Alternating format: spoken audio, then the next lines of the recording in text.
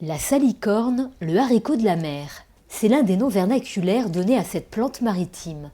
On l'appelle aussi corne salée ou encore cornichon de mer. Renée Michon, pêcheuse à pied, la récolte dans la baie de Somme.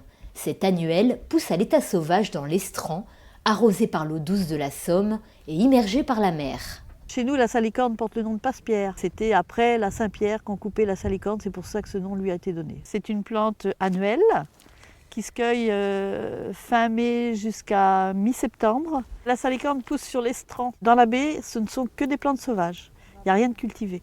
Il y a des endroits où on n'a pas le droit, tels que les concessions. Les concessions, c'est réservé uniquement aux professionnels qui ont la carte.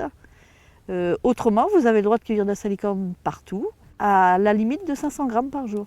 La salicorne se récolte dès l'instant qu'elle atteint 5 cm. En général, fin septembre, elle est toute en graines, donc on arrête de la couper. La salicorne se récolte de deux façons. On peut la ramasser au couteau. C'est une salicorne qui va se garder plus dans la durée parce qu'elle ne subit pas le mouvement mécanique qu'il y a par contre avec une faucille. Je la coupe au couteau. Une fois coupée, une salicorne, quand elle est tenue au frais, se garde 15 jours, 3 semaines. Alors la récolte de tous les végétaux marins, c'est le matin de bonne heure. Parce que la plante est à son apogée, étant donné que la nuit, elle s'est gorgée d'eau. Elle a la fraîcheur, elle est craquante.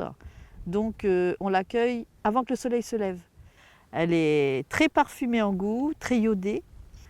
Elle est très appréciée en condiments. Elle est encore meilleure en légumes sur la poêle. On la cuit sur la poêle et on peut l'accommoder avec un peu d'ail et de la crème fraîche. Ou alors faire frire un oignon et poser tout simplement ses végétaux à transpirer dessus. Il y a beaucoup de façons de la manger. Pour une meilleure conservation, il faut laver la salicorne juste avant de la préparer. Elle est délicieuse, crue, en vinaigrette.